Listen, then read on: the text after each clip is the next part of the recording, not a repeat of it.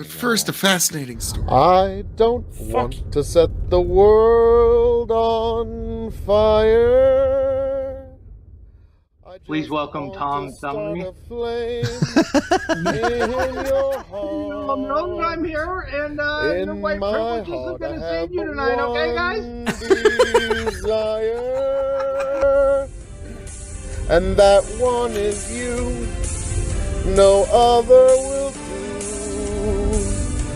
I've lost all ambition for worldly acclaim. Any government is to monopolize as much violence as possible in order for it to inflict it on as many citizens as possible. I've been on this like weird anarchist arc for a few months now. This is playing by their rules, exactly how they are written. I don't want to set the world on fire. I just want to start a flame. You're watching the Dog and Chicken Show. Like, share, subscribe. That's right. It's time for the Dog and Chicken Show.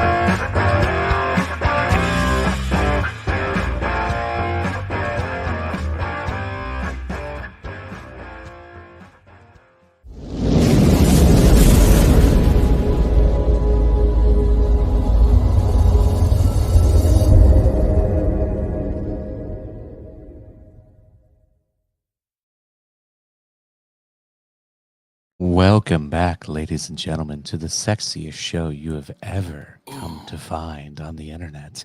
This is the Dog and Chicken Show, episode 186. You can find us on YouTube, well, kind of on Spotify, Facebook, all streaming sources. It's going to be a good time, folks. We have a show for you. Do you feel sexy yet? Because you are. You are sexy. But not as sexy as this son of a bitch right here who makes cowboy hats fucking hot again. The man, the myth, the legend, the one, the only, Tony fucking G. What's up, brother? He's rock hard right now. He doesn't even know what to say. It's like a sad boner. Sad boner? I don't know. It's like a pity sex boner. Yeah. Yeah, it's me, the quadruple distilled, non-chill filtered, 15-time Revolutionary Wrestling Podcast champion, Tony fucking G, TikTok. And Captain Charisma himself, Tony fucking G this evening. Folks, Tony, like, he is the working man. He is the Joe six-pack with a six-pack for you, ladies and gentlemen. And folks, it is also I, the man, the myth, the legend, the man of the hour, the man with the power, the man that makes you the podcast cower, the prince and potentate of the political parlance, the lord of the Scottish Highlands himself, and one damn handsome man, if I do say so myself, your king of extreme Phil KOE. You can, of course, even, out of all of those varying words, of course, even, find me at KOE Nation on YouTube, TikTok, Twitch, and now Twitter, the fastest growing Twitter community in all the internet. Join me there, KOE Nation on Twitter, folks. And God bless, like, percentage wise, Tony, that is 1,000% correct. Now, folks, this evening, we are going to be enjoying varying, interesting topics with you. But now, Tony G, like I said, the Joe six-pack with a six-pack himself. You've been, it's not a keg anymore. All right. It's like a six-pack of tall boys. Ooh, all right. Nice. Yes. But what I am going to say here is bottled Busch Lights. So, Tony, there's a reason why you don't have the normal flash, flare, vim, and vigor, and it has to do with some weather and a little bit of labor. Because I just started drinking. Yes, that's right. He just started drinking. Give him 15 minutes, and it's like Popeye's I got spinach. a good 2 hour. So, on that note, because Tony's been working in the hot sun. It's been 95 degrees all day, folks. Anyway. Oh, nice. Tony, what are you drinking y'all tonight, sir? I just finished off a big glug of Jameson Blenders, dog, and now I'm going to have a big glug of Teeling single grain. Nice. Nice. I have such a collection of Maker's Mark store picks. I'm just kind of randomly grabbing bottles behind me and gonna start putting these away slowly but surely. So tonight we're gonna be hitting those. You know, I mean, between the three of us, we do have a few Maker's Mark store picks. We got one Just or two few. of them. I've got an entrant into the 2023 bourbon tournament that I'm drinking this evening. We'll see how Very this fine one does. bottle indeed. Weller 107. I'm not gonna say how this one does, but I will say It didn't do poorly. yeah, you'd be stupid not to like it. That's all I'm gonna say. But it's a good bottle. Yeah, Chicken was trying to be nice about it, like, no, we're beyond good manners at this point on the Big Bucket Empire Dog and Chicken Show. To quote Oliver Cromwell, these matters are beyond good manners, sir. So, Chicken, there's something that you've been itching to get to, something you've been dying to get to for some time, and we've been dancing make about a cream for that. Let's get something out of the way real quick. Yeah, they do make a cream. I tried. Yeah. Anyway, we'll get to the cream. He could probably find that cream for you too. I got wipes. Tony forgot his wipes here. More than me. I don't know. After the day you had, sounds like you're pretty dry, bud. So, you'll see dry. Possibly sandy. You're gonna see sandy. Very sandy. Yeah, there's a pile of sand from where Tony was sitting. Was like right here. There's a big pile of sand on my floor from when he was here a couple weeks ago. Well, there's a big fucking tear in your chair from all the scabs in your scabbed over vagina. All that being said, hey, that's my line. Phil, but yeah.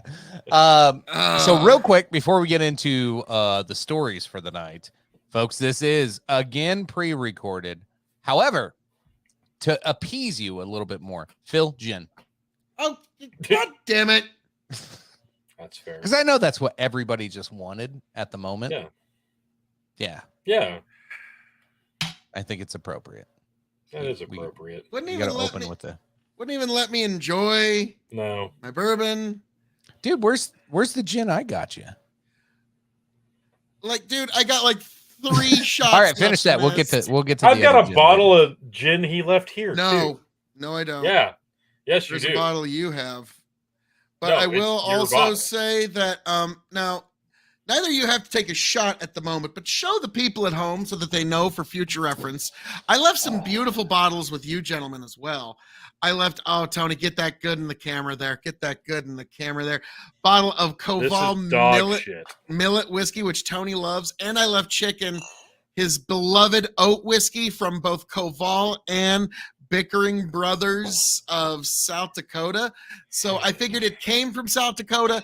It should return to South Dakota. And also now, Tony, while you may have millet whiskey that you do not enjoy drinking, and the folks at home can have you drink if they are a subscriber to Big Bucket Empire, Chicken, you also have oat whiskey that the folks could make you drink if they are a subscriber to Big Bucket Empire, which, so easy to go to Big Bucket Empire on Facebook, subscribe, and you can make any one of us asses take a drink of whatever it is you like that's on our shelves and reasonable. Now, folks, hopefully we can do. Right, we'll see. Tony, maybe, I know, not. But the folks need to know. Tony, maybe not able to do a live next Thursday, but I sure will be able to do a live next Thursday. So possibility you can fuck with us on Thursday next week. I'll be in a hotel, so fuck it. Like nice. I will bring. Leave in the comments which bottle to bring. Yeah. Leave in the comments which now, bottle I am going to say, Chicken, give me full screen here for a moment. Yes, good rapscallion. No. To fighting, stealing, and drinking. Fucking. Hey, if you're going to fight, may it be for a friend. If you're going to steal or be fucking, may it be a lover's heart or just with a lover in general. And if you're going to drink, by God, I hope it's with me. And also, Chicken, I left both oat whiskeys with you so you can by yourself do for us the oat whiskey tournament of extreme. Just for you, buddy. God bless y'all. Travel well. Love me, say that you love me, fool me. It wasn't hard before. Now I'm hard. That's the one that did it. Yeah. Oh, Still that taking was shots at painful. Jim while you sing Pink or Gwen Stefani, right? I think it's Sure. Gwen Stefani. I think it is Gwen Why not? Stefani. Oh, so I don't know, folks, I if just you want to sing it 'cause make it makes me any hard. of us Is that wince like suntan that, lotion? just become a subscriber to Big Bucket Is on he Facebook. drinking fucking He's drinking suntan lotion? lotion. This is up water. Oh, this is water with extra electrolytes added to it. Jesus. Oh God. Okay. Oh Jesus. You fell for it. It's got electrolytes. Goddamn. President Camacho's proud of you right now. Yeah. It's got Yeah, what plants crave. mostly I like it because they've got these aluminum bottles that you can reuse. So I pour my tea in the next morning, and it's great. And you know, it cools you Stays off if you're out in the middle. longer. Yeah. Yeah, it does. So, and my old man's got an ice maker that makes tiny little cubes, so they pour in there. And so, oh God, when you're out in the 110-degree heat, it's a lifesaver. Awesome. So, All right. awesome possum on that. Now I can get to my Weller 107. You fuck. Yeah. God, Now they I could ruined still your give a fucking shot. palate. Yeah. Yeah. Tony's still got shots to give. I think you should have chicken drink oat whiskey because that would actually be kind of. I think you're a cunt, Jim. Phil. I think I'll decide in a moment. I was about to say, like, now, unfortunately, like, when it's who's the bigger ass to Tony lately, who knows? Yeah. Who's the bigger cunt? It's God. usually me.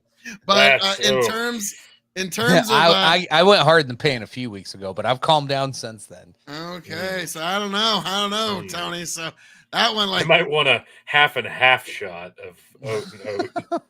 oat and gin. What? No, oat and oat. I don't have any oat whiskey. Oh, you want him to do half and half of each oat with you? Oh, I'm just saying. I didn't say you had to yet. Let's see where the oat story whiskey goes. blend. Let's see how the night goes. Yeah. I like it. He's like, you can satisfy me still, daddy. Yeah. All right, let's get into our topic du jour. Ooh.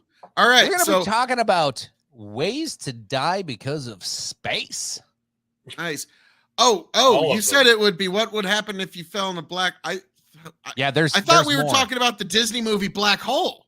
Oh. Oh fuck! I'm okay. Well, let me just throw away my notes. Yeah, just throw your notes away. That movie was fucking terrible. I know, but it didn't If stop us anybody all from watching has it. actually Wait. seen Movie, Disney, and somebody watched it? No, this was Disney, like what, 1984? I think This is way before that, even. Like this is right when the Might have first been late Star 70s. Wars movies hit. Okay, Wait. yeah, And you're right. what's It was. And what happened was they wanted to You've cash never in on the seen that? space movie shit. Oh, dude, it was Disney's Oh my first God. PG movie, and it almost destroyed the studio. Because it was not like PG themed. It had a very dark undertone. It's a Robot Chicken had like the best summarization of the movie ever. There's a robot that floats that kind of looks like R2D2 with a different color scheme and big eyes, and it's just floating down a Did I not hallway. know about this? And it says, "Coming up next on the Black Hole. Oh yeah, buckle in for the Black Hole. This is a great movie of the black," and it's just the robot floating down. That's the pace of the fucking movie. It's bad. It's really bad. Chicken's just finding out the about red this robot, Maximilian, classic I think bomb is the name. in real That is time, like folks. that is like one of the top 5 coolest robot villain characters in movies all time. That's like the only saving grace of this movie is the robot villain.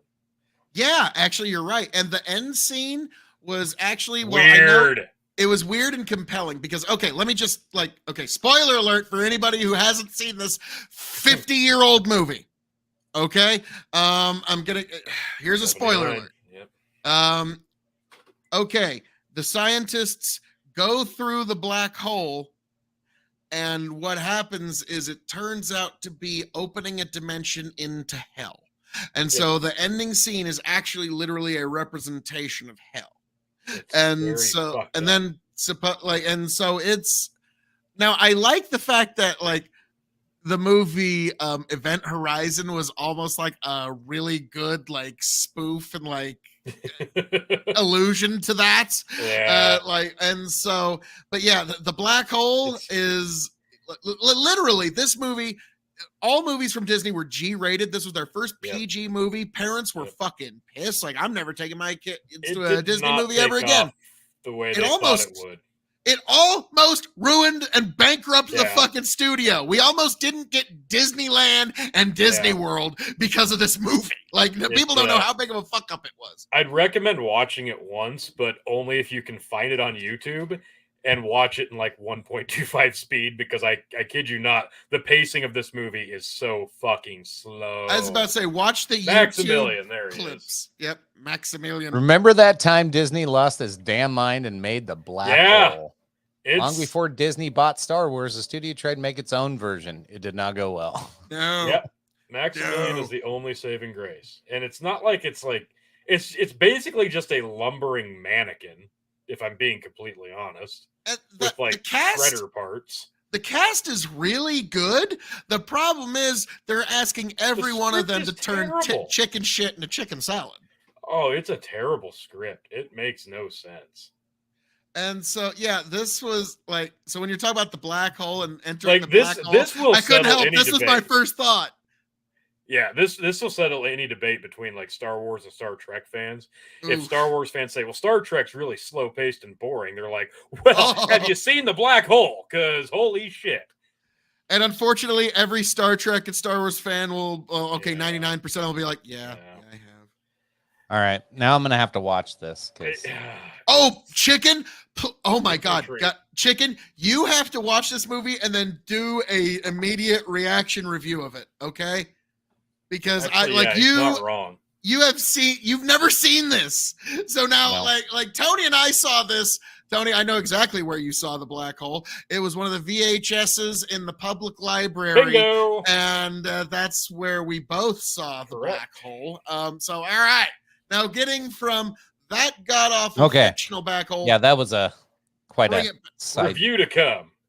Yes. Review to come.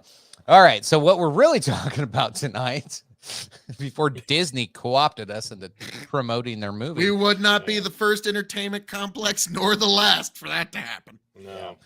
What would happen if you fell in a black hole? In 5 gruesome deaths that could happen due to astronomical phenomena revealed. Okay, black now hang on. holes, Have a problem already. Capital letters, revealed. Well, yeah, no, like it's nobody not. knew this was possible. We sent, not. Like, I'm sorry, did you drop a GoPro in that bitch? No, you didn't. Don't tell us. Like, oh yeah, the GoPro no told reveal. us. Got Boris Johnson really big on there. Would you rather go small? Now, like, honestly. So here's our 5 gruesome impacts. We got a black hole on the bottom right, death of the sun, loss of an atmosphere, galaxy collision, and an asteroid impact, which is the most likely, of course. Yeah.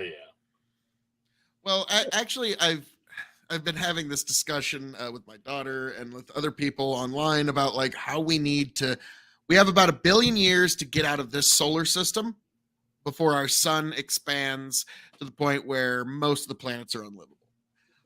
Then after that, we have another 2 billion years to figure out how to travel between galaxies, because that's when the Andromeda galaxy collides with the Milky Way galaxy. So don't get me wrong, we got 2 billion years, and either it's going to be like just the destruction of the world and everything we know, or it's just going to be so slow we don't even really notice. It's going to be one of those. But in terms of black holes, falling into the black hole, I don't know. Let's get a little deeper. Let's start with the sun dying. Ooh. That's the first story on here. All right. What if the sun died out? Scientists estimate that our sun is about 4.5 billion years old, about halfway through its anticipated 9 or 10 billion year long lifespan. Phil, that's sounds like we amazing. got more time. That's pretty amazing. Okay, it doesn't look a day over 2 hang on. The lifespan of the sun is different from the expansion of the sun, making life not possible on our planets. Okay.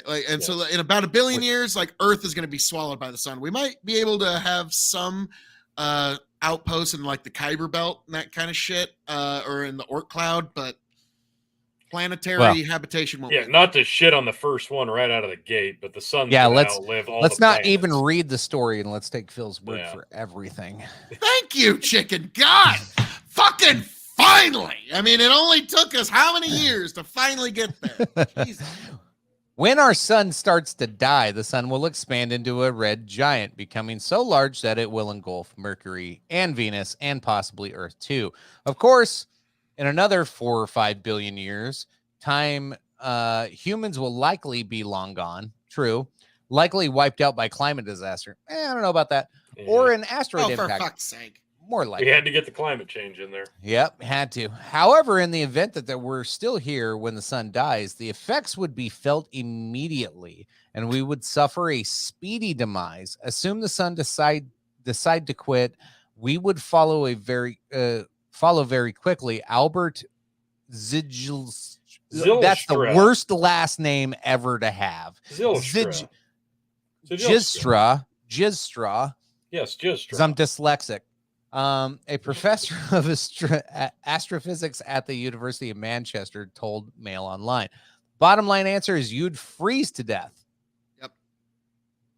According to Professor Gistra, the closest Earth has seen to such an event was the era of snowball Earth some 700 million years ago. The entire world was frozen and the sea was covered in a kilometer-thick ice from pole to pole, lasting 50 million years, he said. I actually did a little research. Like, if let's just say like the sun just poof, just like went out. Okay, like just stopped operating, was no longer in our solar system. We'd have like 8 minutes left of heat. No, we'd have 8 minutes less of sunlight. Then, like literally at minute 8, just everything goes dark, and the stars will be more bright and brilliant than you've ever seen them before. And then we have within 2 hours. We will be at -30 below at the equator. So you'd be like living in South Dakota. Yes. Roughly. The rest, like where we're standing, like we're talking like -120 below zero. Like it's getting cold fast. So only people who are living in self-sustaining underground shelters at that point would still be alive, and we would be adrift. However long their shelters can sustain at that point, because then we're just a ball of rock adrift out in empty space. So, once the flora and fauna can't actually exist anymore, like the whole all actual living life is pretty much fucking doomed from that point. We don't have the means to live underground. We just don't. Well, you and I don't, but there is a facility of about 100,000 people that will. Yeah, like, guess no matter what? They're not going to be able to sustain life long term. That's not realistic. They just don't. You'd be amazed what money will make people do. Yeah, sorry. I understand. If you're going to put Bill Gates versus the sun dying out, like who's going to last longer? Like, no, don't get me wrong. I understand both of your arguments. Because like, Tony's like, when the flora and fauna die out, like it's basically whoever was able to construct a literal like Fallout 4 Fallout shelter, like who was ever able to make one of those vaults, you might have sort of a chance of surviving. But I also like Chicken kind of touches on something. In Atlas Shrugged, there was a great moment where Hank Reardon and Dagny Taggart are talking, and it's like, and people talk about, oh my God, we're even dependent on the sun.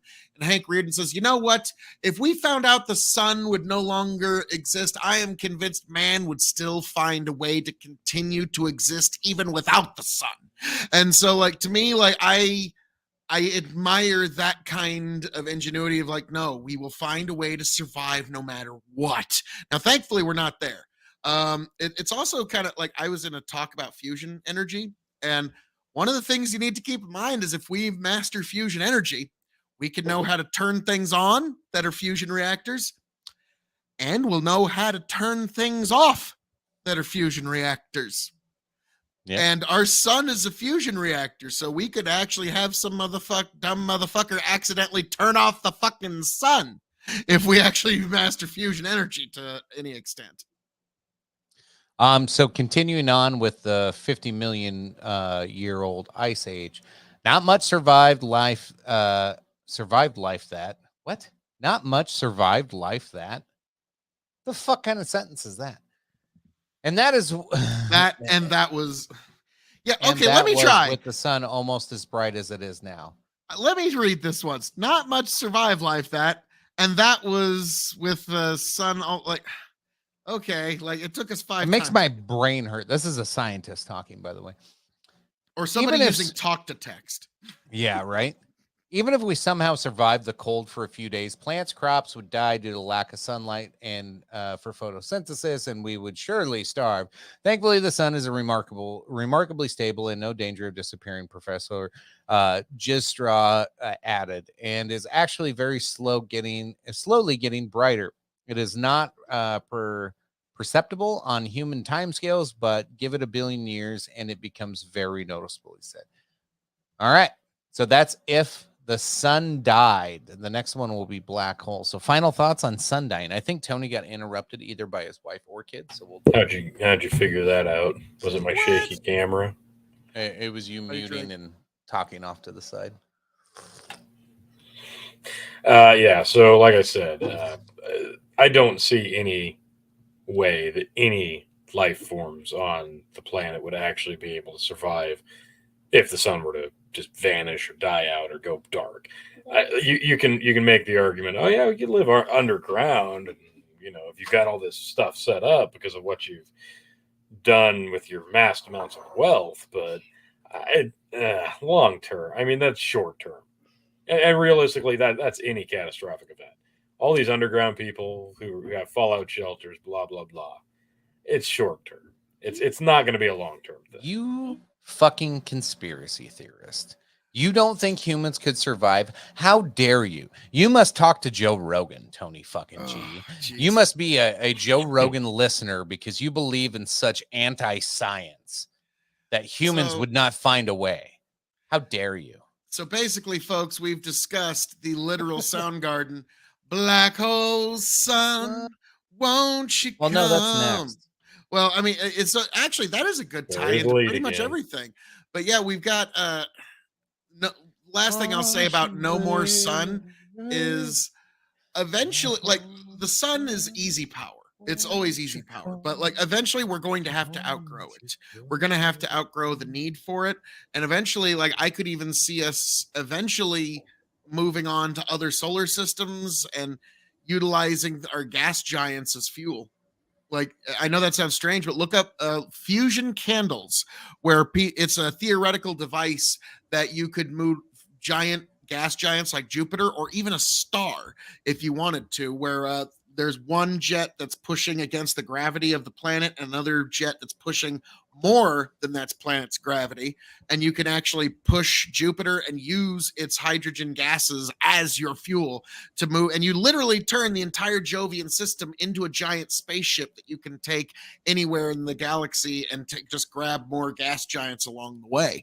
And so that theoretically, you were getting way ahead of anything that we're thinking about. Oh, this is one of my theoretically speaking, what does that do to everything surrounding that planet? Like the magnetism field. I mean, everything is just. It's like Jupiter's solely responsible for most things not hitting planet Earth. Oh yeah, like that's one of our like.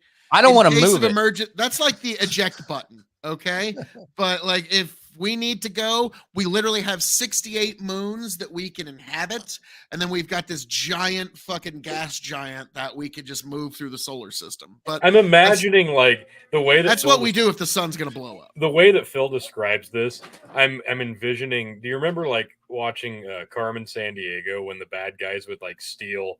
Oh, he's gonna steal Paris today, and he just like puts it in a suitcase and walks off the street. Yeah, Phil throws a lasso around Jupiter and goes, "Come here, woo! Here we go, yeah! Like I'm riding Jupiter, like how I learned to, like how I learned to stop worrying and love the bomb. Like, Jesus. But no, like I know I make it seem overly simplified, but what I always tell people is that persuasion is more powerful than gravity if properly wielded. So there's no gravity well in the entire universe that could not be broken with persuasion and smarts. Totally did not persuade me on that one yet. Oh, well, give it enough time. Well, no, here's the thing, chicken. Oh, God, that wasn't your cue to go again.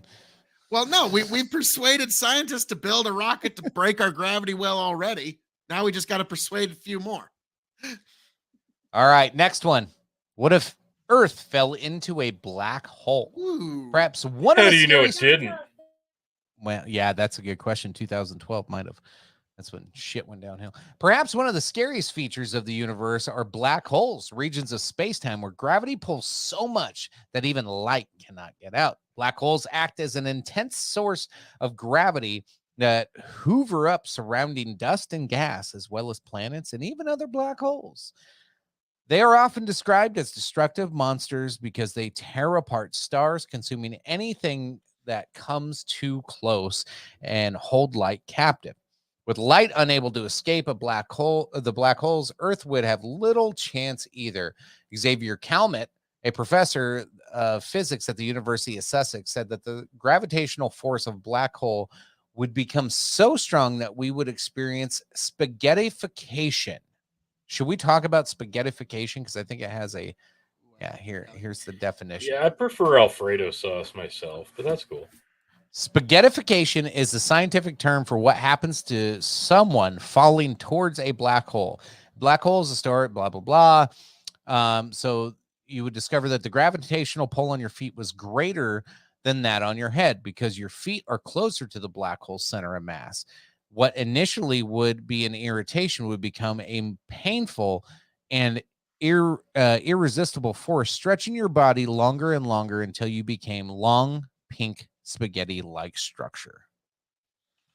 So we're basically all Mr. Fantastic. Dude, I want to be Mr. Stretch. Well, Fuck basically, yeah. the gravity is I so would Stretch intense. Armstrong. I'd be like, grrr. The gravity is so intense that it smashes your atoms to just nothing. But again, like this would is going. You feel pain through that though? If it's like God, yes, I would think atomic structure for like of your body? a millisecond. But like, here's the thing: once you reach the event horizon of a black hole, you literally kind of like when you see two mirrors press against each other, you can see time infinitely reverse and forward. You literally in that moment can witness all time right there. And if we could actually find a way to construct something that could stay right on the event horizon of a black hole, you in essence have created an personal eternity where 1/1,000,000th of a millisecond in our time you and your life interpret as living a billion years. And so it would literally be the way to cheat time in the truest way is to live on the event horizon of a black hole. So the thing is, it's kind of like fire. It's kind of like anything else. In its natural state without intelligence to guide it, it's tremendously dangerous, but if utilized properly. So Rob Lowe basically lives on an event horizon. That's the only way that handsome son of a bitch has managed to stay so handsome. Rob Lowe and Keanu Reeves have they summer at the event horizon of they probably go to ton 618, the biggest black hole that we know of in our galaxy. Or not the galaxy, but in the universe. It's actually several sizes of our galaxy. It's this massive black hole, which, like, if I could ever like get into a craft and go anywhere in the universe and I could just witness, that would be the one thing I would want to witness, is go just far enough before I get sucked in to ton 618. It is a truly terrifyingly massive structure. And just like the gravity at the center of it would just pound atoms into atoms. Like, I don't know how to describe it. Like, biblical is the only word I can use to describe it. And so, yeah, if I had one thing I wish I could see, it would be that. But alas, our technology is far too limited. But yeah, so the black hole is, to me, one of the great fascinating things in all astronomy, because in a lot of ways, it's kind of like pi. You guys remember pi in algebra? 3.1 for repeating, yeah. Yeah, well, you just kind of put the symbol pi and move on with your calculations because we don't have the final number there. Nobody knows, yeah. Black hole is kind of the same way. You just put black hole and move on with your calculations because there's no way to fucking figure out what the fuck's in there. And so that's why it's so fascinating to everybody, because, like, yeah, to me, like, we've all got these theories and how it would work, and like, but at the end of the day, none of us have gotten close enough. And well, that's the thing. Like, this is all just theoretically based of what a black hole actually is. Like when we're talking about the event horizon and the mass density and the sucking of everything around it. But this is all just theoretically based. We don't know a goddamn thing about a black hole. We know that they're out there. We know that they're very, very big. They can be even bigger, and that supposedly that they are very. Thank you, studio audience. We know that. Drink. Super helpful. Yes, hey, they're black, such as everything in space, and we kind of think we know that they suck things in. We've observed that. Possibly, maybe. Is that what we're actually observing? We don't actually know. That's the beauty of the black hole. Like you said, yeah, you can just use it as whatever because it's whatever. It's whatever you want it to be. Yeah, the fun questions that come with black holes. I think this is probably one of the most interesting ones on this whole article is like, okay, so it's like infinite amount of gravity is kind of the best way I've heard it being described. But where's it go? And like nobody's been able in like there's some of them that show like a light shooting at the back side of the black hole. Be like, well, is that like so is that not gravity then? Because it's shooting it out of it? Like there's got to be a center mass, like it can't let it go. So it's got to build up of some kind of solid mass formation at a certain point of even if it's smashing atoms at a certain point, it's gotta like start having a build up. Like I'm like, now, even well, if it's sucking everything in, you'd think that there has to be an exit point, even if we can't actually observe it. That's why the theory that not if it's gravity. Well, no, but that's why the theory of it being a portal is so popular. Now, well, actually, kind of in along the lines of that. Now, this is out there a little bit, but just kind of go along with me for a moment. I don't know if you guys ever heard of the Fermi paradox. Basically, it's where the fuck is everybody in the universe? Why haven't we found? This is the paradox that Phil's been waiting 36 minutes to talk about. Yeah. Well, no, we'll circle back to it a little bit, but like, there's this theory that I love where black holes are where every ancient or space civilization figured out how to break the speed of light barrier, and anywhere that they tried to break the speed of light, it just tore a fucking hole open in the universe, sucked the entire civilization in. They were all destroyed immediately, and that's why there's nobody else out in the universe, because the minute you figure out how to break the speed of light, you're fucked. And tonight on Ancient Aliens, Phil describes how black holes are made. Aliens. I'm not saying it's aliens. We don't know if a black hole is really a hole. Stand his hair up. Yeah. Now wait a minute. Oh God, don't tempt him. No, well, no, I gotta say, suggests that motherfucker who's been saying aliens for decades, we've all made fun of him. Now the government says, oh yeah, we totally got aliens. Like, how is that motherfucker not taking a victory lap? Okay, is he like I haven't seen or heard shit from him. Like, has he been replaced? Is he in jail or something? Or like, I figured he would just be spiking the football every day. Fucking told you, bitch. Even if it's total government propaganda bullshit. I think he should definitely at least get to say that. I agree. All right, let's move back to the article here. Dr. David Clements, a senior lecturer at Imperial College London's physics department, said the end would likely be quick if falling into a black hole. It would come from asphyxiation if the atmosphere is stripped, or from the process called spaghettification, where the tidal forces stretch everything out into long strings, maybe briefly painful. Thankfully, the chances of Earth ever being swallowed by a black hole are nearly zero. I don't believe that. Like, yeah, where do we get that actual equation? Seriously. We don't know shit about black holes. Shut the fuck up. Yeah, they could move. We don't know dick about a black hole. I like, the equation. No, the likelihood of that, very astronomically low. Why? Because it's a really, really, really long. It's like taking a certain shot won't let you, get a certain disease. Just gonna nearly zero chance after you're fully. We're just gonna We're going to test out those new YouTube community standards, aren't we? I mean, and I got some things to say about the 2020 election. No, you don't. God, No, you oh, don't. man. No, you don't. No, you don't. Let's see. And I love this know next who started sentence. the Chicago fire, and The fact that we're still here shows that this hasn't happened over the whole history of the Oh earth. my God, it says that. Yeah. Oh my God, highlight that. Let me get my fucking mouse back up over here. aliens. The fact that we're still here shows that this hasn't happened over the whole history of the earth. Dun, No, dun, it doesn't. dun. No, actually, it doesn't. Kind of. Yeah, It doesn't show that, actually. Because we don't know where you go if you go into a black hole. It could have happened. Oh, no. I love they did simple math here. So the chances are at least less than once every 4.5 billion years, likely much less. Did you get this off BuzzFeed? No, this is daily. Jesus. Well, like, I'm sorry. Like, when you go into the final center of a black hole, your atoms are just smashed to nothing. Like, it's the most pulverizing force in the universe. So I might use an analogy here from a recent interview I watched by a president's nephew who shall not be named. I will not use his name on here, nor will I talk about what disease he was talking about during the study. Well, one of the studies they used to say that something was 100% safe and effective was because in one study, only one person died. And in the other study, 2 people died. So they said 2 is 100% of 1. So this is now 100% safe and effective. And that's how Pfizer got away with saying that.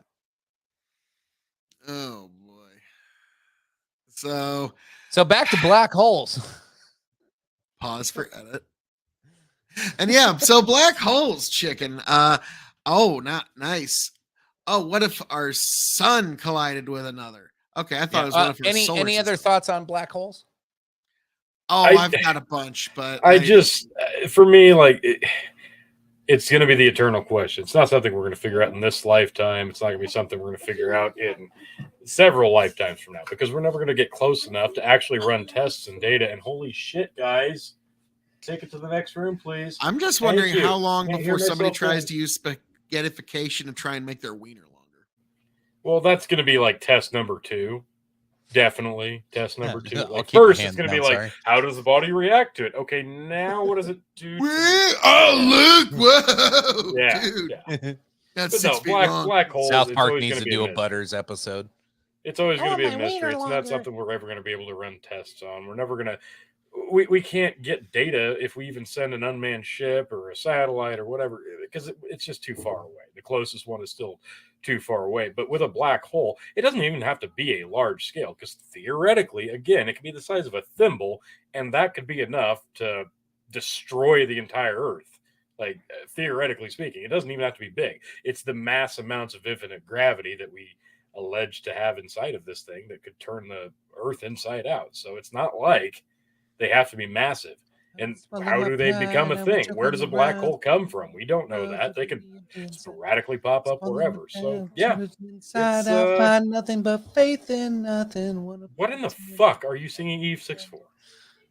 You said Beautiful. Turn the World Inside Out. It just popped in my head. Oh, fuck ass.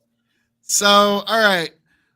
In terms of black, I told you I'd make him crack a smile tonight. like Tony is correct. Like, even if you had like a black hole the size of a pea, like fall onto the planet, like it would have tremendously devastating effects within about an hour. Like that's why so many people were freaked out about the Hadron Collider when they were like, "We're going to attempt to make a mini black hole." We're like, "No, don't do that." Like, no, How actually, about no? Guys, I shit you not. Like, when I was going to MMA gym years ago, there was a guy who showed up, and I thought he was gonna be a way better grappler than he was because he's wearing really nice grappling pants. But I just schooled him. Were they Under Armour? No. They were traditional jujitsu gi pants. So that's kind of what made me think I was gonna have a hard time here. But then when we started talking, oh, so he was just a cunt. No, this dude like had a thick Russian accent, and he worked at the Hadron Collider, and he studied at the University of Nebraska, 4th of the year. studied at University of Kansas. I have a fourth of the feeling year, if you and then he went to the go to like any type of mixed martial arts training and you buy a really expensive gi to make yourself look really good, you might say you work at the Hadron Collider. You might say some shit like that. Still a really weird thing to pick randomly. As about said, like when I kind asked of about feel like him, that guy's full of shit. well, no, I asked about there's some guys who went to the university are like, no, he's fucking legit. This guy's fucking. And so, like, my first question to him was, all right, dude, are you going to blow up the world? Maybe. And everybody got quiet. Like, everybody stopped hitting their pads. They kind of wanted to hear. So are you going to blow up the world, bro? And he's like, we are not working with physics nearly that dangerous. It's like, okay. So that sounds like that's what they trained you to say before you leave the Hydra. Okay. When everyone in the world asks you if you're going to blow up the world, tell them this. That's what the first human civilization 100,000 years ago said when they broke the light barrier and made the first black hole. We're not dealing with physics. Yeah. 100 billion years ago, the first space things. We're not dealing with physics this dangerous. Hadron Collider, black hole gone. And then the next one's like, golly, what are those black holes about? Well, we should definitely try to break the speed of light. Let's make one. Let's break the speed of light so we can figure out what that it's unfortunate, but that can actually trust the science. So it's like, okay, once we figure out how to break the speed of light, you have to do it outside the solar system once. Okay. I'm convinced at this point, we're only like 2 of these in. About ready to start the 3rd one. I'm convinced that scientists are going to kill us all. Fuck global warming. Fuck anything else that goes on in the world. Scientists are just, one day we're all going to wake up and we're going to be like, wow, that's a beautiful sunset. And we're all gone. Just like that. That's how between the Hadron Collider and fucking AI, like we're trying to speed up the process of how we can wipe ourselves. My dick might get like 4 inches bigger before I notice I'm dead. You're onto something. It's the joke of, hey, we're science. We're all about coulda, not shoulda. And it's like, that's the problem is like, there's some scientists like, yeah, we just decided to make cancer, AIDS airborne, just to, see what would happen. If we could just make cancer, AIDS airborne. Yeah. And it's, could just fly into every little crack. Now, are you saying cancer and AIDS or cancer/AIDS? We will make a shot to fix it.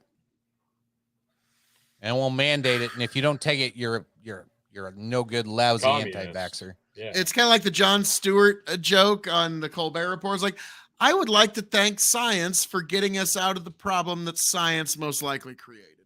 Yeah. That's like a government joke. Yeah. Yeah.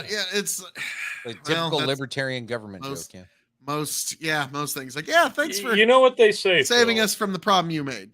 You know what they say, Phil? To make an omelet, you've got to murder and steal your neighbor's egg. Yes. Nailed well done, T. Well, on that note, I think that truly wraps up the black hole. Let's move on. Yeah. We went into a very dark black hole on that one. What if our sun collided with another? Another what? You may not be aware that our Milky Way galaxy is on a collision course with another galaxy called Andromeda. Oh. Well, you wouldn't know that if Phil didn't open his fucking mouth and ruin it. It's just because I'm such a smart motherfucker and I know all these things, which is currently around 2.5 million light years away. The two galaxies have a strong gravitational attraction and will merge in approximately 4 billion years. Hey, kiddo, you got 1 more billion year than I thought. They're crushing. To create one new super galaxy. Dude, I want to be in the super galaxy. It'll be the Milk Dramata. Oh, God, we're going to fucking K-Fed the galaxies. And they're like, K-Fab in the galaxy. We're going to K-Fed or fucking... It's better than yours. So, let's see here. So is this going to be catastrophist or no? What it would look like? Here's what it would look like, I'm guessing. Okay. We're 7 seconds into a minute. Oh, okay. Okay. So... Here we go. Here's what it would look like. Here's the Milky Way.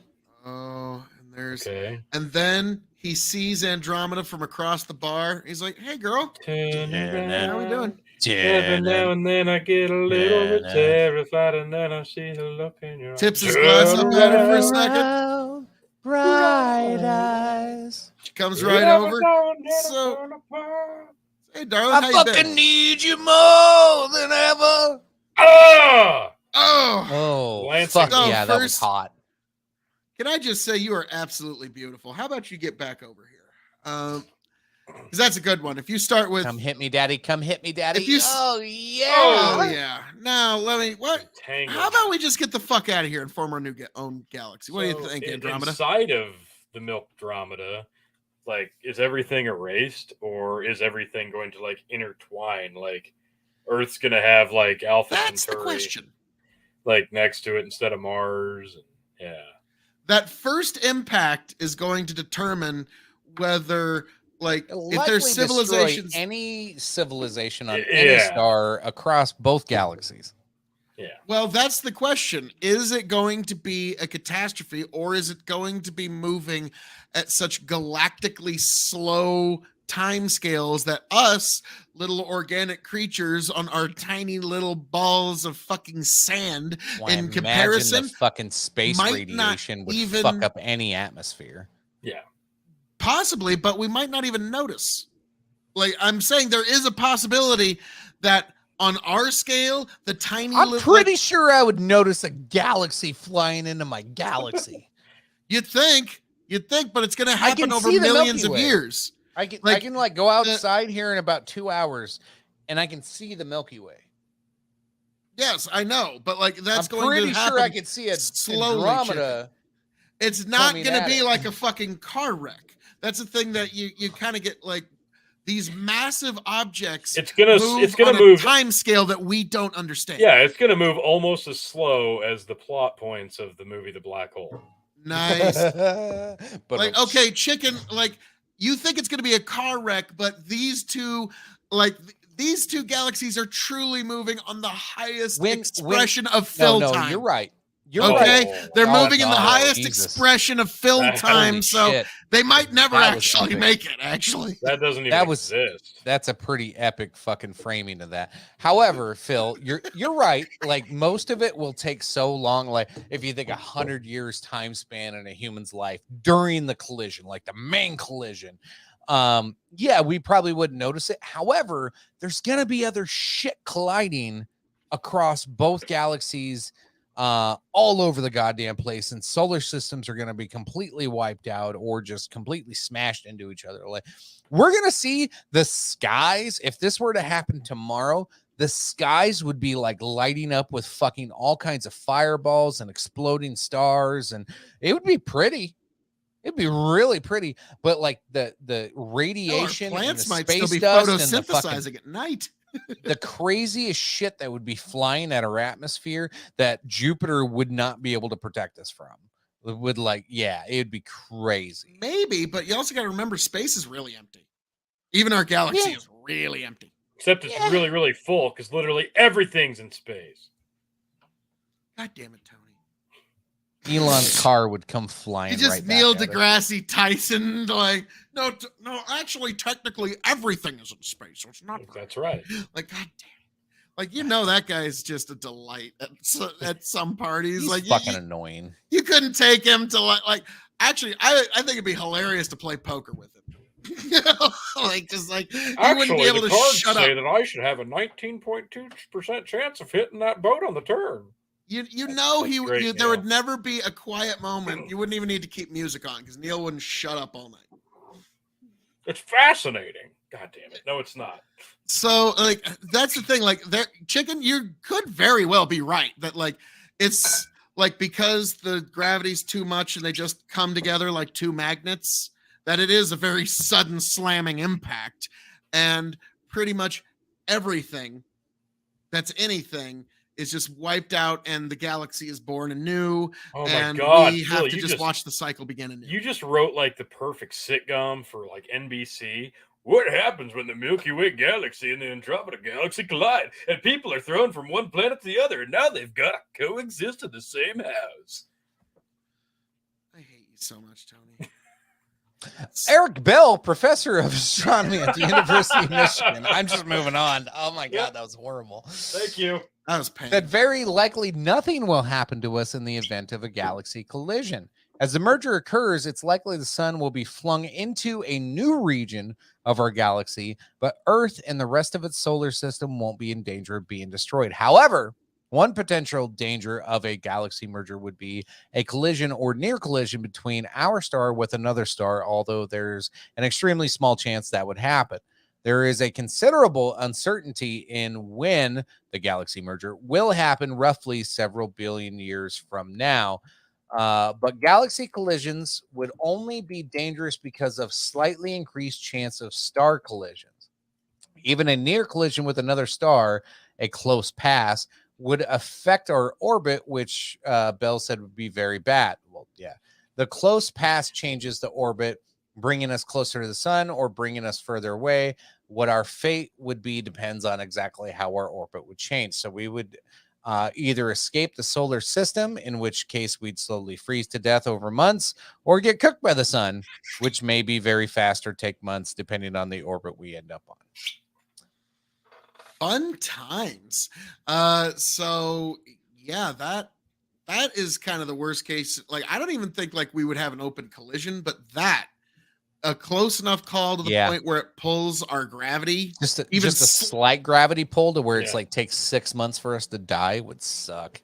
Like, even if they take like just like Pluto or something, like it's gonna throw off, or like it's close enough to the point where it just evaporates everything in the Oort cloud.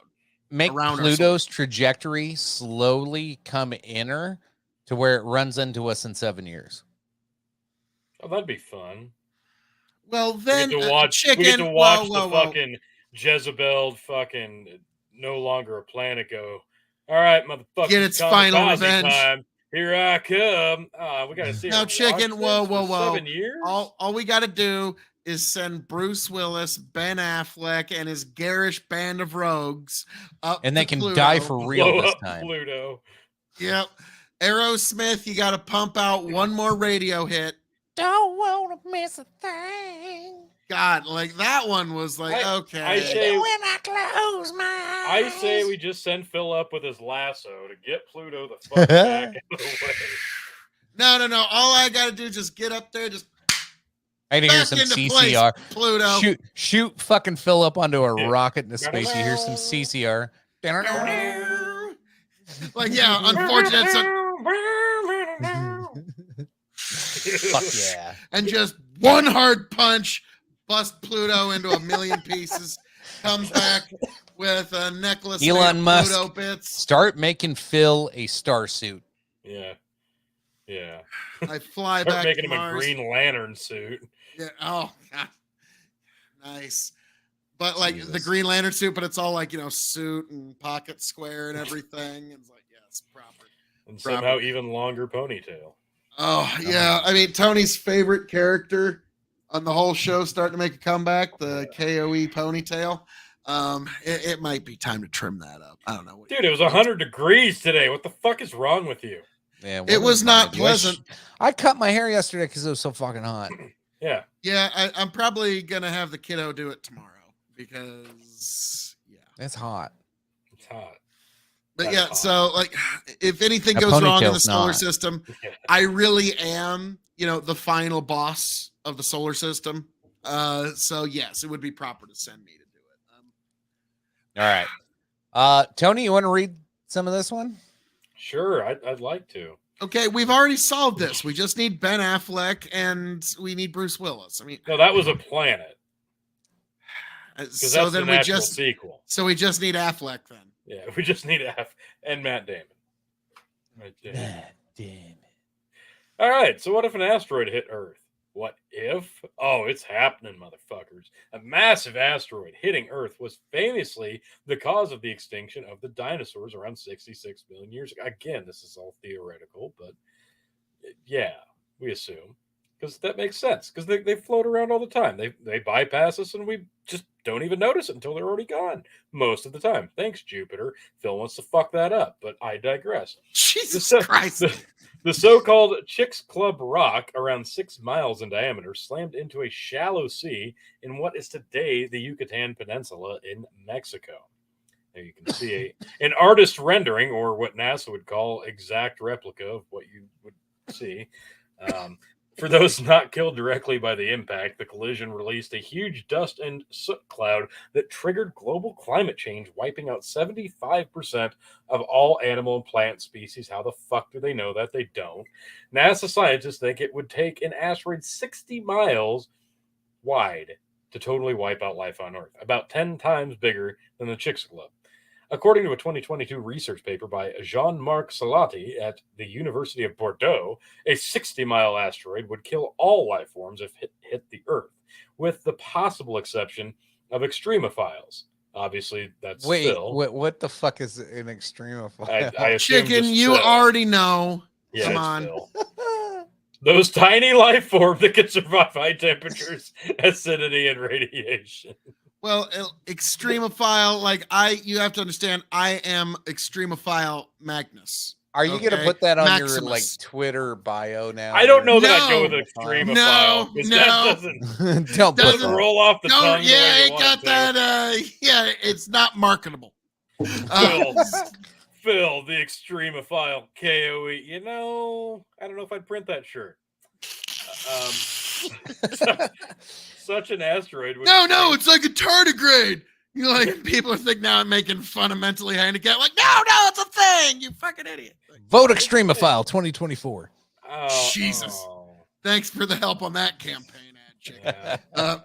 Which actually, I'm going to be working on the audio for my campaign ad before too long, folks. So do not worry. Do not worry. We need to be dropping that soon. Oh, that epic. It's going to be the best. Now, do I put music? Tony was still trying to read this, so he don't worry. He'll make sure that doesn't happen. All right, chicken. Continue. Damn it. Such an asteroid would transform the Earth into an what is this? Inhospitable planet. There we go. Causing the extinction of many life forms, including the human species. No shit. But the bigger the asteroid that hits us, the quicker the end would likely be. Well, that's nice to know. I guess we can take comfort in that. If a small one hit Earth today, there would be a huge amount of dust thrown up into the atmosphere that could block out sunlight, freezing us to death. That sounds delightful, which would likely be more drawn out and unpleasant. Yeah, that kind of goes without saying. If it hit the water, then there would be an increase in water vapor in the atmosphere, which would result in an increase in rain, resulting in landslides and mudslides. Hey, we need rain. I was about to say, like, if a small one would just like hit somewhere that would send some rain to Nebraska, that would not I wouldn't curse the skies for that. Regionally, there might be earthquakes, hurricanes, and tsunamis due to the increase in kinetic energy. Dr. Kelly Fast, program manager for NASA's Near-Earth Object Observations Initiative, said asteroids have hit Earth before, and it will happen again. Finding them early is important for advanced warning and to mitigate against potential future impact threats, she says.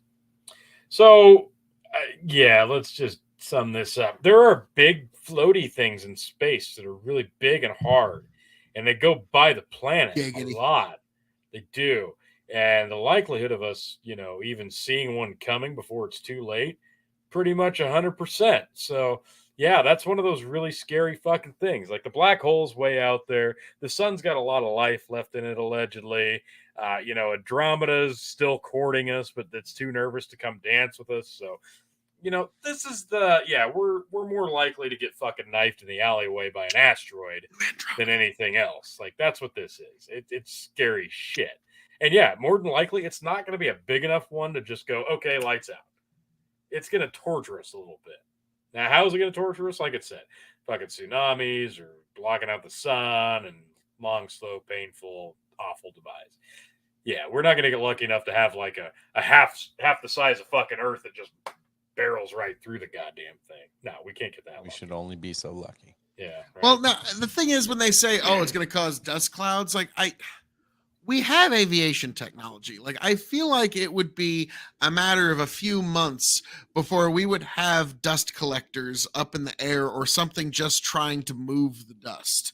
Like, even because it's America. It's like, even if we could move the dust over America, down to South America. Like that's just keeping Phil, a are you long getting that Western lasso out civilization. again? No, that's just keeping a long Western tradition, Western Hemisphere tradition. So, yes, Tony, the Come here, lasso of science. Like, just lasso that science and just scientists do it. Yeah, Tony, unfortunately, I'm the one in the movie that goes, scientist, I don't care for your sciencey science. Fire the weapon. No, but if you have a disaster and you have an incentive to do something about it, the smartest among you will eventually find a way to do it. It's the strangest, and especially if it's a slow moving disaster. Let's say we're going to know at least 2 years in advance if this fucker's going to hit us. We're going to have the Elon Musks figuring out, all right, we know that we need to suck out the dust from here and here. Or if we hit the, if it hits you've the seen ocean. the movie Don't Look Up, haven't you? Can't say I have. So Don't Look Up was like a modern day if an asteroid's coming, we discovered it, and we know we only got 6 months for it to hit the planet. And it was like modern day politics and how it'd look. And he had like an Elon Musk type character, like created all these robots to land on it and send drills in and blow it all up. And everything was going off without a hitch. Everything's fine. And all these things are going out into space. And all of a sudden, the president gets called out of the NASA room and like, hey, you need to come here. We got to talk real quick. And she goes to talk with the Elon Musk character. And all of a sudden, within 30 seconds, all of the rockets that were going up to like break up this asteroid had parachutes and they all started falling back to Earth. And everybody's like, what the fuck's going on? What happened? What happened? And then all of a sudden they have a press conference and they're like, we found out there was $700 trillion worth of rare earth minerals on this asteroid that we can mine. So we're going to try to mine it and let it hit the Earth.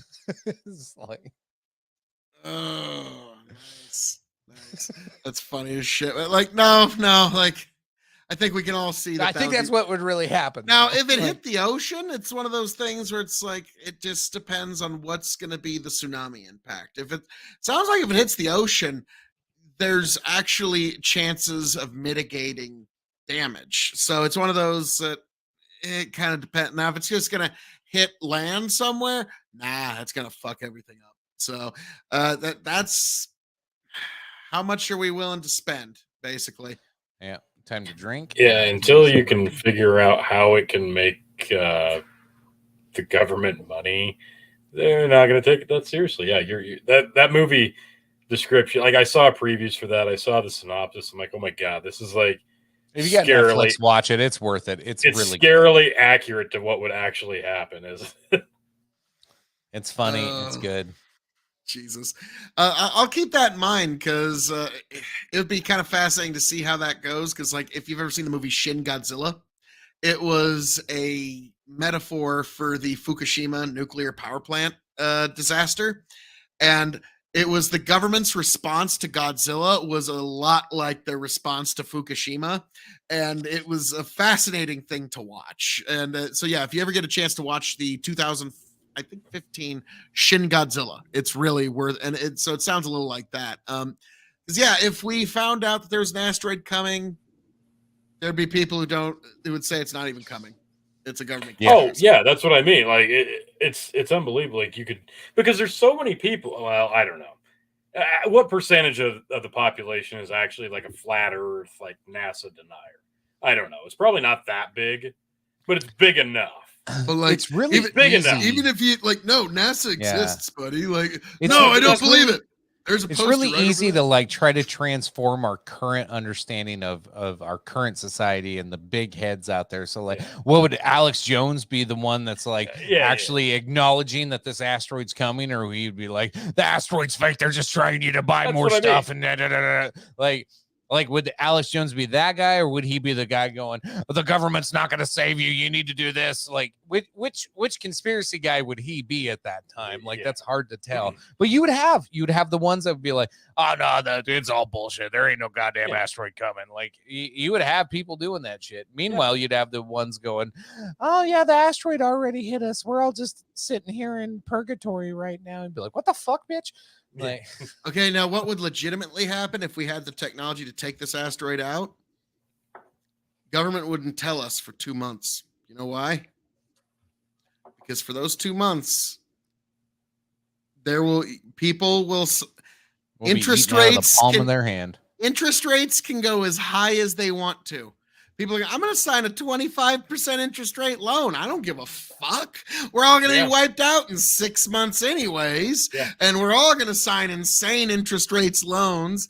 And then in 2 months, government's like, hey, guess what, everybody? We found a way to stop the asteroid.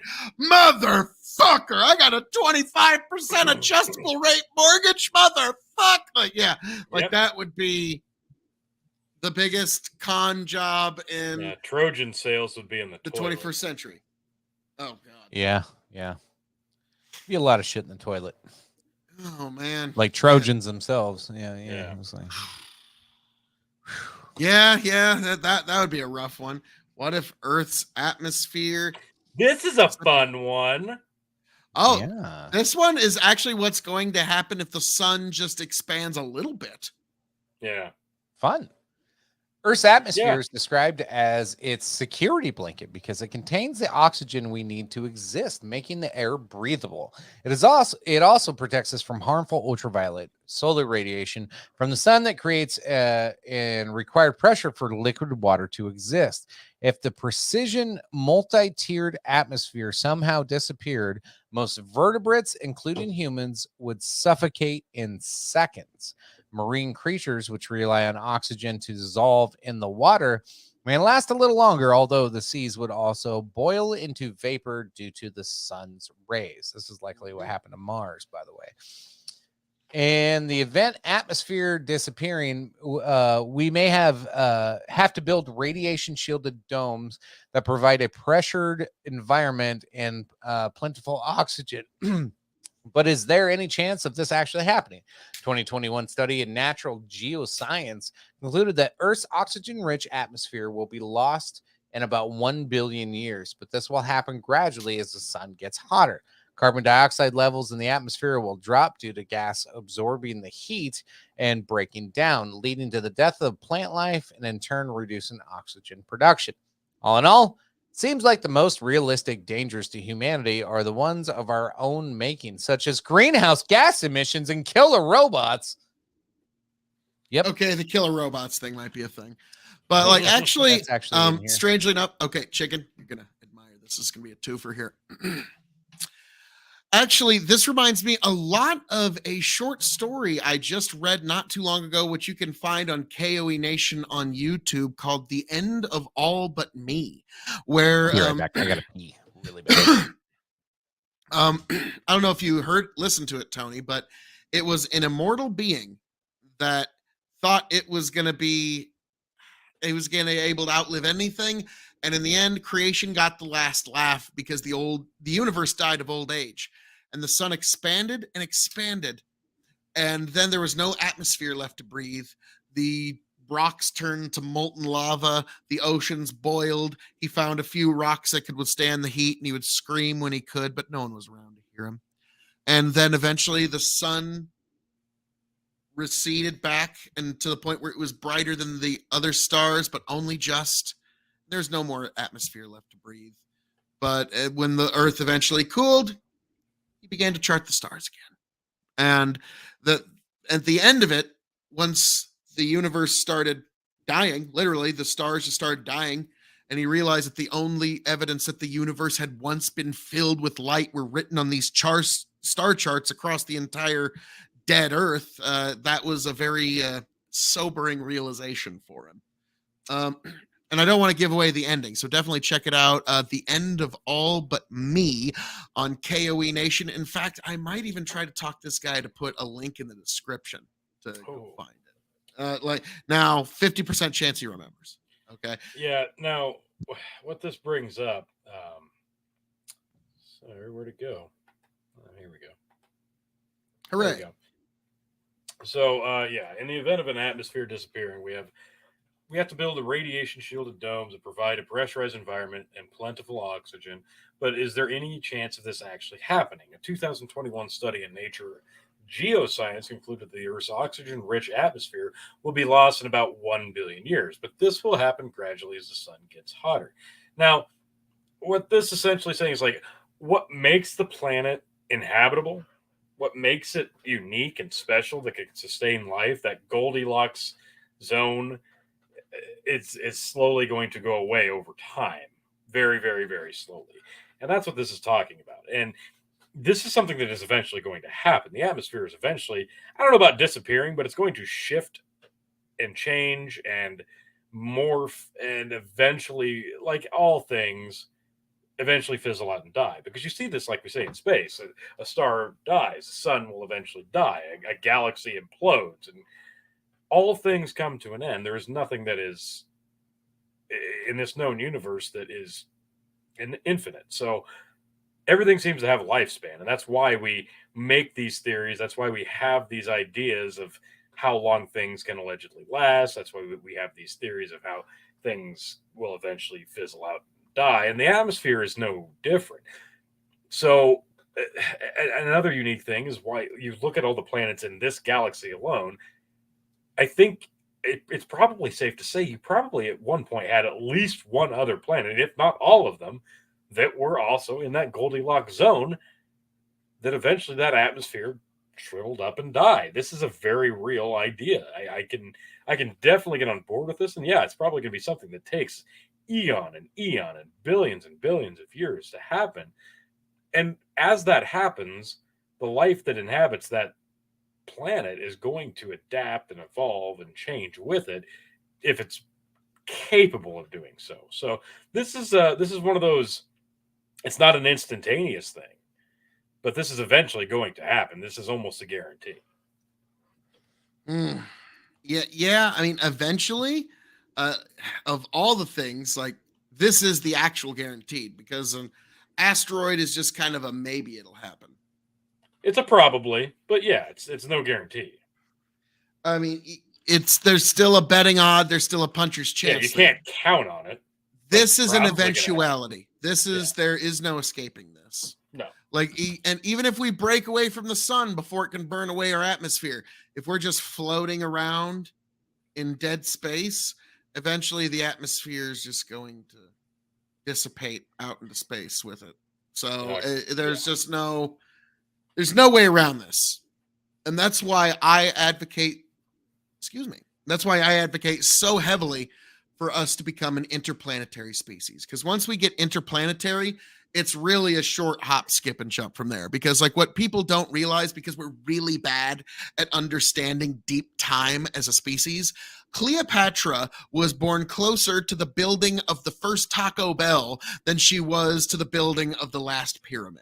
Okay, like we just don't understand deep time like that. And so the time that it took us from developing the first stone tool to us landing on the moon was a mere eye blink in evolutionary terms. And the time it's going to take us from going from interplanetary to interstellar is going to be another mere eye blink. And so that's why I advocate so heavily, like what Elon Musk is trying to do, putting us onto Mars. God bless him. And I don't know why anybody would try to poo-poo that in any way, because it's literally extinction insurance. Because if here on a planet Earth, we fuck it, like we just go to nuclear war and the exchange happens. Well, the Martian humans can come back and rehabilitate America. Yes, America specifically. They start there, then go out from the America world. will never die, Phil. Come on.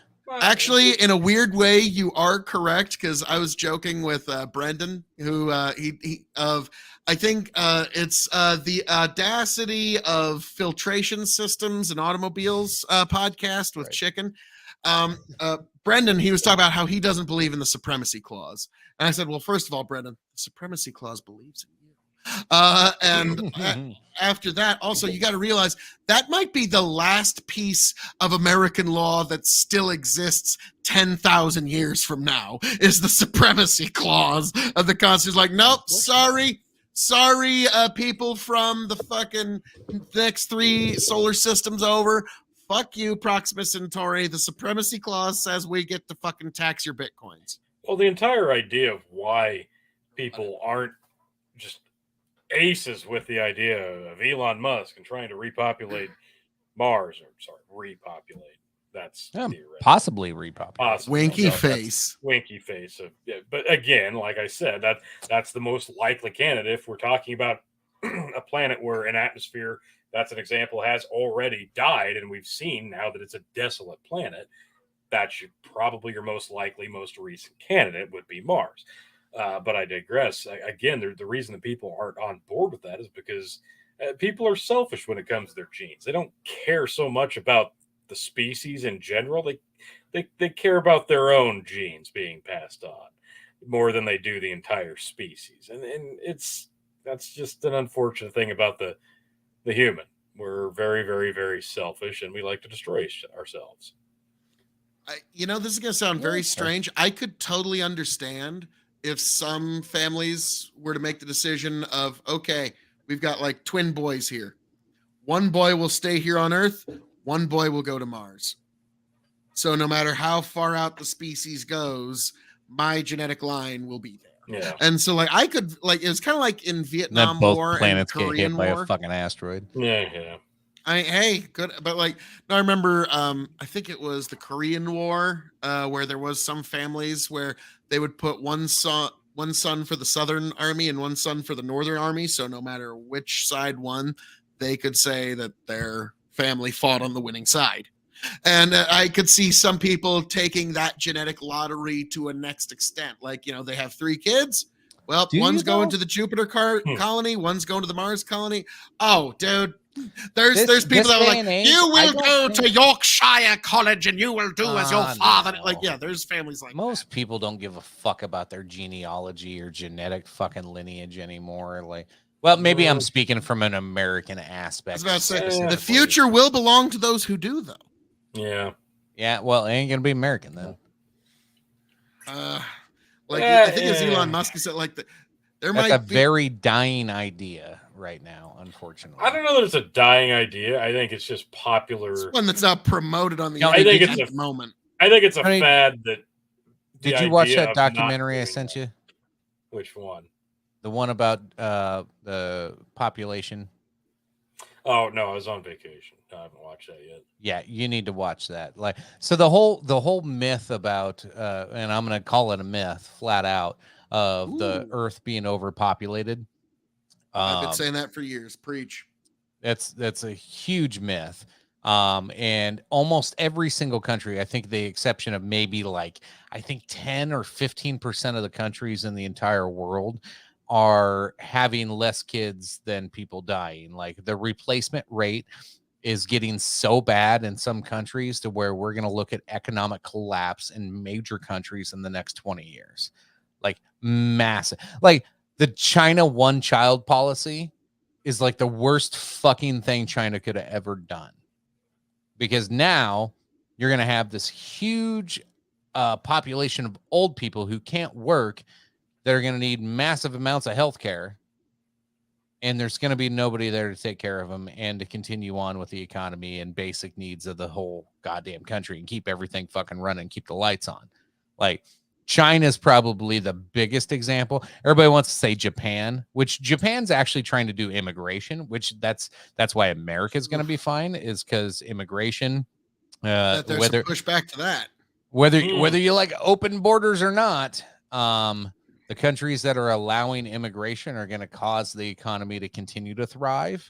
Potentially, there's going to be issues, of course, but you're going to have a replacement rate that other countries do not have. It's in that documentary, Tony. You got to watch it. We need to do a whole episode on population and how the whole like overpopulating Earth thing is a complete fucking myth.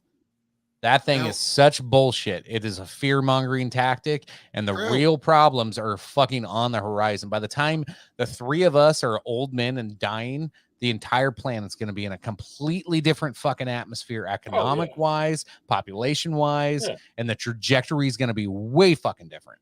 Yeah. You're absolutely correct there. I've been saying for years that the world is not overpopulated. It's just very badly managed. Our problem is we have about 95% of the Earth's population trying to live on about 3% of the Earth's landmass, like Tokyo, London. New York City, et cetera, et cetera, et cetera. But also, chicken, in that vein, there's something that needs to be announced. I was pretty shocked when I heard it myself. Do you need full screen for this announcement, Phil? No. Let's leave it here. But this month, in the month of June 2023, China is no longer the most populous country on the planet. That is now India. Partially because they overcounted their population by hundreds of millions. I think it's probably more to do with the fact that India was not very good at actually keeping track of what their population was. You got to remember, like one like overcounted, one undercounted. Yeah, one, like, I think that's probably so. It was probably, like you said, actually the case for probably almost a decade now, but we just had no way of actually accurate bookkeeping to get there. But now it's official. We now know India is now more populous than China. And that was always China's big selling point to the West is, hey, biggest population in the world, biggest population in the world. Can't fuck with us, biggest population in the world. And then we have this massive age glut that Chicken's talking about, which we're going to hit in the West, but in a different way. Luckily, we have the Zoomers in this country, which they don't have in China because they're one-child policy. They don't have as many Gen Xers, millennials, and Zoomers as we do. Like, they almost don't have fucking Zoomers. Especially females. It's going to be really hard to continue population growth. There's a reason why there's allegedly quite a trafficking of women from North Korea to China. That's allegedly. I feel like America's found their own way to do population control recently. Well, the good thing about America's population replacement in America is like it's not as dire as it is in other places. It's still like 1.8 to every 2 people. So like it's not terrible. It's not good. We're going backwards, but there's countries that are like 1 person to every 2 people. Right. Like that's rough. That's people aren't fucking enough. Like they're just not having enough kids. Like Tony, you're the only one doing your part. I've done my part. Good job, brother. But still not enough. You honestly, you know what? You made up for me and Phil. Yep. Like we are population replacement on this show. We're 100% replaced. Which like don't get me wrong, I encourage people to have more kids because they're a blessing. They're awesome. And guess what? Here's the thing. If you're waiting till you can afford to have kids, that's just a great way. You'll never have kids. Yeah, you will never have kids if you're waiting to afford them. That was literally what I told my brother when he first. I was about to say, hey, a chicken. When your kid was born, could you afford him? No, we had our first kid when we were 22. Yeah, same here. Couldn't afford. Tony, you've had a few of them. I have. And at each time, did you say, you know what, honey, we can perfectly afford this right now? No, because I still wouldn't have kids if I was waiting. True. No, that's not a thing. You just take it one day at a time, folks. This was a good teaser for a future episode, but we should probably round out the article. Hold on, I got one more thing before we round it out. Nice. Chicken, we're an hour too. Oh, you can. Nice. Well, in that case, you can. Chicken oat whiskey. Make him do a blend and do a review of that blend. No, not a review. Well, no, then I can just clip out. Does he give it an A? God damn it, Phil. Yeah. Oh, yeah. Chicken. Okay, give Chicken full screen. I gotta see. Here, I'll even do a millet with you just to make it. Oh, and I'll pour my gin now then. But I want to see Chicken's reaction first. Do you? God. I do. You have no idea, Chicken. I've been okay. If I thin this out a shot or two at a time, it won't be as bad. This might be worse than fucking Canadian Springs and LTV. You don't know that it yet, is. Chicken. It is. All right, now, Tony, give Chicken full screen here. Or are we doing it all together? Here, you go ahead, Chicken. Then Phil. To you, beautiful cunts. Oh my God. Oh God. I don't want to. Oh God. Okay. Come on. Cool. God. Oh my God. Oh, Welcome oh my to it. god. Chicken's I'm spitting here in a minute. Oh Yeah, my Chicken's god. looking for a palate cleanser. He's like, Oh, like he's that looking was like he's looking for an nasty. exit. Mm, Uh, you bastards. to oat and millet. May you enjoy it.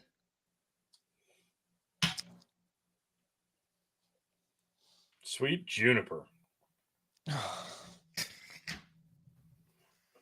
Ugh. Ugh, that's Oh awful. my god. Tony, I fucking hate your this favorite show. millet whiskey. Oh my god. It's like if somebody found a way to liquidate construction paper. Or dirty feet. Oh my god. It's fucking terrible. So you guys both had some Koval. Oh, So I gotta ask you guys, on a 5-star scale, Oh. what do you rate the Koval distillery? negative fucking Negative 5. 5. Yeah. Like Wow. now, really, I'm just I curious. said on the bad. review they should just stop. Just stop it. If I ever get a bottle of Who's buying Koval this shit? Yeah, exactly. bourbon, I'm gonna have you guys try it blind just to see like if it can get above 2 stars. It can't. It's not possible. Because Like, yeah, it like tastes I'll like be if I- honest, It if I tastes have like you guys blood sit from down my for- tongue if I gave myself a paper cut on my tongue. 'cause let's be honest, if I made you It guys tastes like sit muddy, down, wet feet. yeah. Ugh. If I had you guys sit down and be like, oh yeah, let's review Koval bourbon, like it would basically be like a me reviewing Elijah Craig of any kind. Which look for those to be coming soon. I would- I've I had would a great take, review of Elijah Craig Toasted Barrel. I would that's take completely every honest. kind of Elijah Craig ever made before I would ever want to touch this shit. Yeah, Chicken, because you can For drink once, it. I agree with you. Yeah, you can drink it. It's not going to be good, but it's not going to be that. Oh, Ugh. I can at least Fucking trade Christ. with y'all for bottles I might want. Like, here's a Oh. Dirty bottle to of- fucking Glen Cairn to drink that because I didn't have a Yeah. shot glass handy. Oh wow! So, Chicken's like, I had to dirty a Glen Cairn for that. I feel Yeah. I don't like you right now. Ew. So, all right. all right. What do we got? One portion left of this article? No, I think that was all of them. Fucking No, sweet. the last one? All right. Yeah, that was the last it. one. Well- was the asteroid hitting. No. Don't we did want the to atmosphere. close my eyes. What was the- Yeah, we talked about the atmosphere. That was Yeah, the last but- one. Yeah. There was nothing after that? No, No. that's it. Well, Oh, there well, is fuck one me. other way that the There's world can come there to an are. end, and that is Hold on. depriving the world of Phil KOE. Well, hold on. Okay. Here's the 5 great extinctions. Oh, okay. Most famous dinosaur killing asteroid. So the end of the Ordovician mass extinction, the first of the traditional 5 big extinction, 550 million years ago, probably the second most severe. Virtually all life was in the sea at the time, and around 85% of species vanished. Again, like to Tony's point, I don't know how. Like fossil records, sure. Yeah. Like, Yeah, I there's don't no know way how to- you that's- know There's this. no way to even get those percentages. Now, when they say vanished, now if it shoved life into the sea, how much of that okay, fucking here's the life thing. evolved and is still thriving on the Under the bottom of the sea. ocean?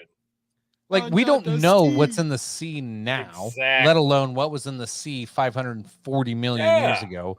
And the fact that we're so Well, that could have goddamn ended up at 90%. arrogant, we're arrogant enough as a species to go, well, of all the fossils we've seen, Yeah. 85% of them don't exist anymore prior to the 540 million years ago. Like, fuck you, you pretentious bitch.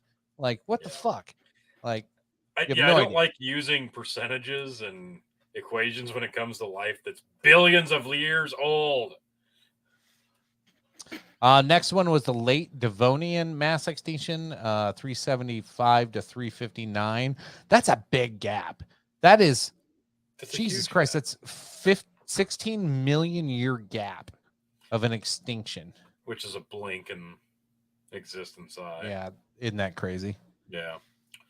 Um, But hang on. What does this say? This says 359 million years ago, major environmental changes caused drawn-out extinction event that wiped out major fish groups and stopped new coral reefs forming for 100 million.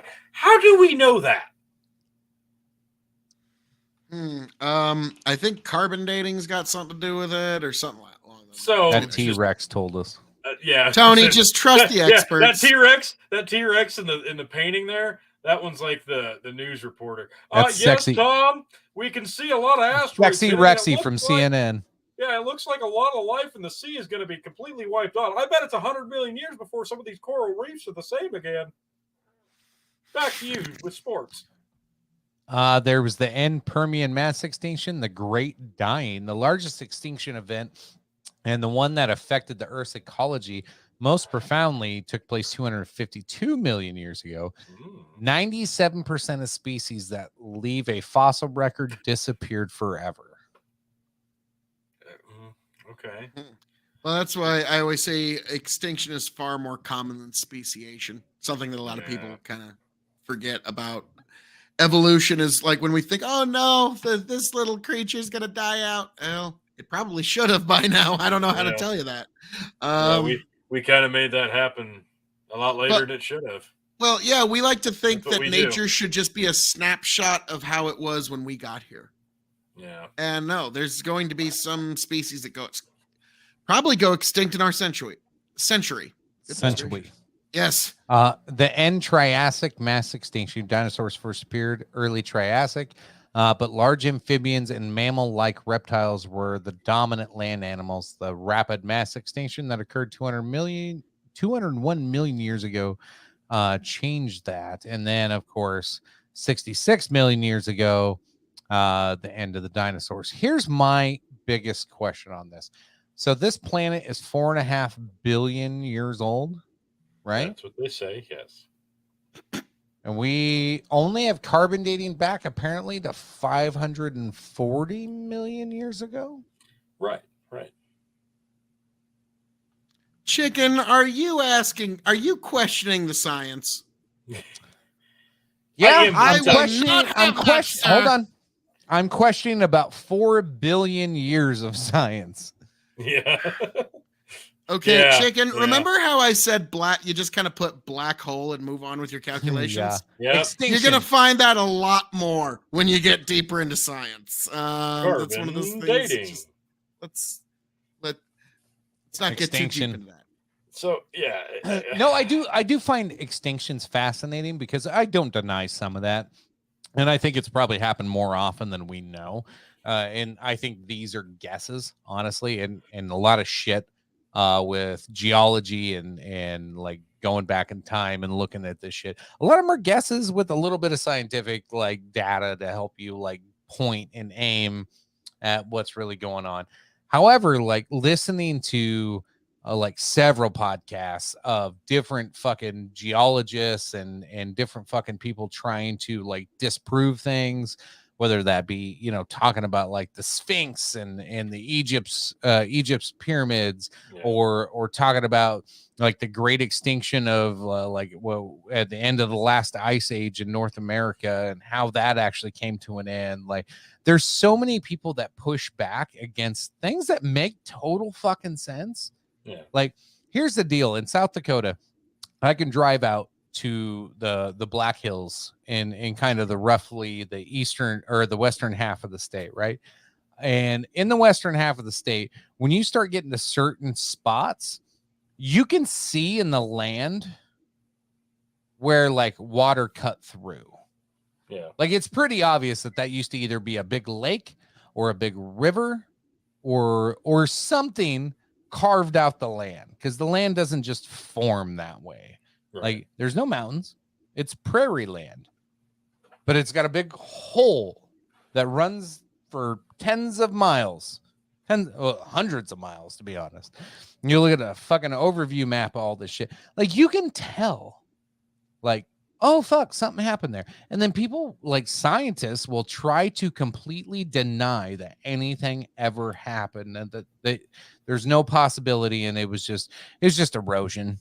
It's just, yeah, I'm telling you, it was erosion. It was like a fucking glacier eroded and drug through this goddamn land. Yeah, I'm saying erosion. I just mean it differently than you bastards.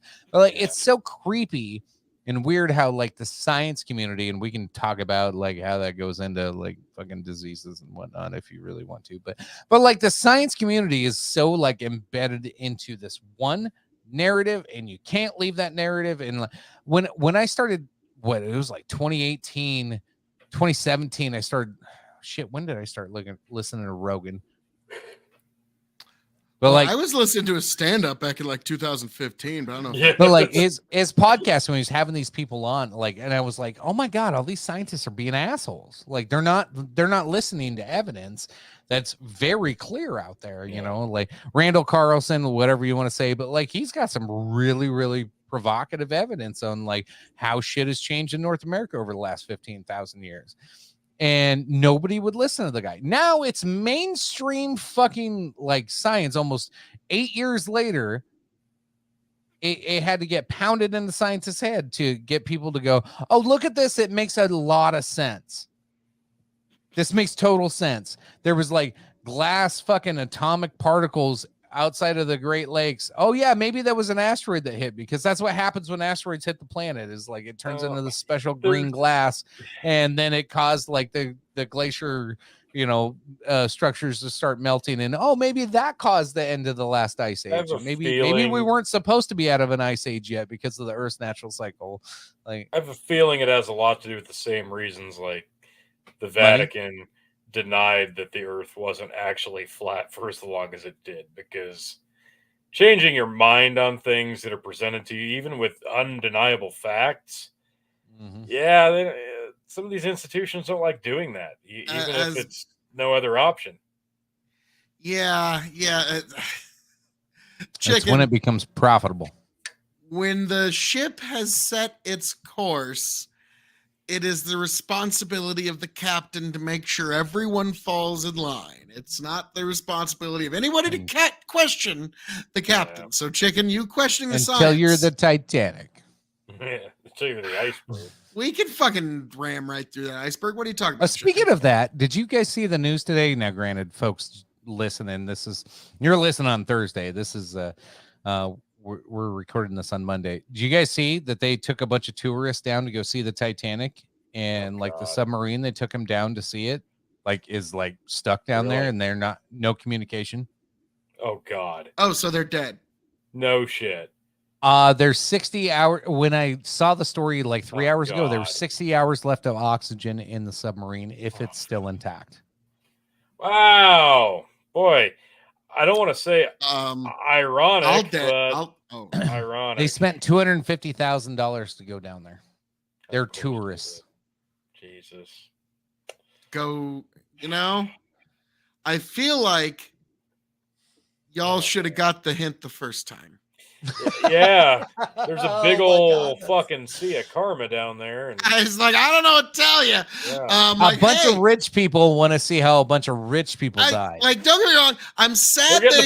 I'm sad these people are going to die here shortly if they aren't already. But it's kind of like, hey, let's go down to the biggest disaster in all human commercial history and dare God to kill us for the next 10 fucking hours. Like that's basically I don't know what. Isn't dying in a submarine the worst way to go? To me, there's buried alive.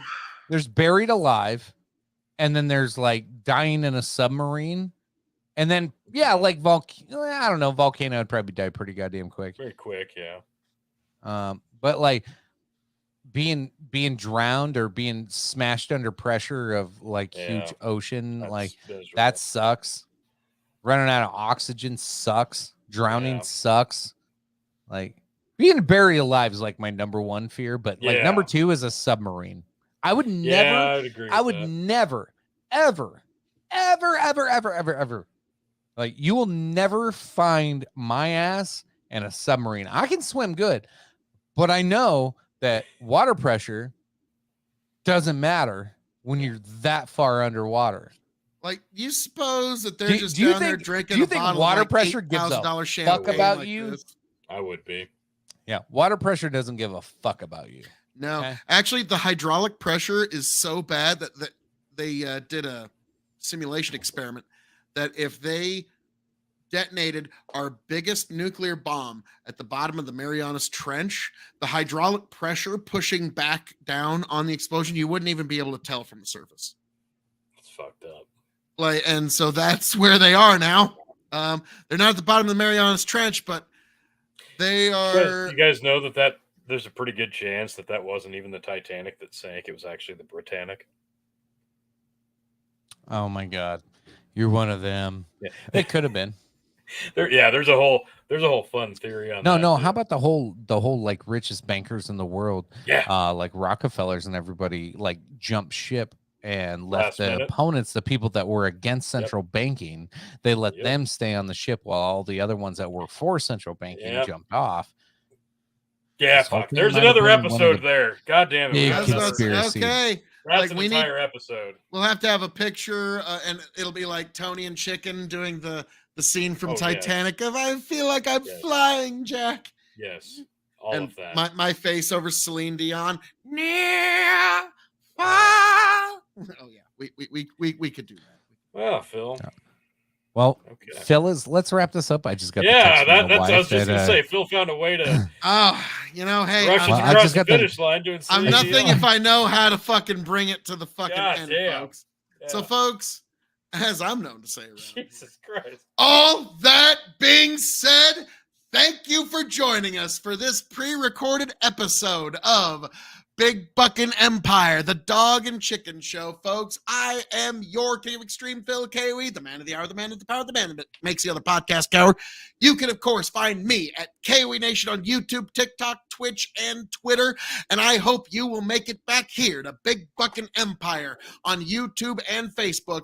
Happy, healthy, much the wiser. Thank you for being here. Thank you for joining us. Raise a glass to yourselves, and I hope all of you make it back happy, healthy, much the wiser. Tony, Chicken, take it away. As always, folks, thanks for tuning in. This was, I know it's pre-recorded, and you're all getting like anxious for a live show. Hopefully next week. Appreciate you. Love you. We'll see you then. Tony, take it away. Thanks for tuning in for another timeless topic here at the Dog and Chicken Show.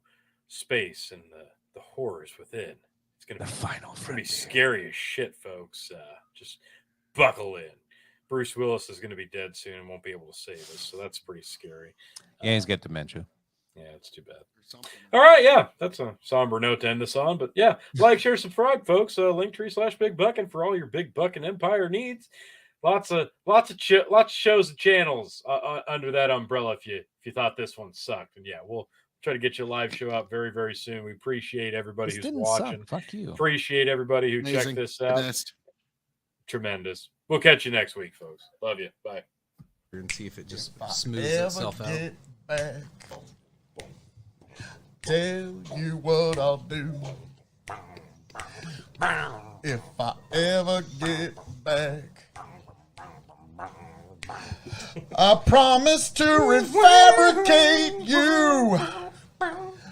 Raging rivers of gold. That's what the brochure advertised. And now we're lost. We gotta take it down. Let you down slow. It's hard to survive.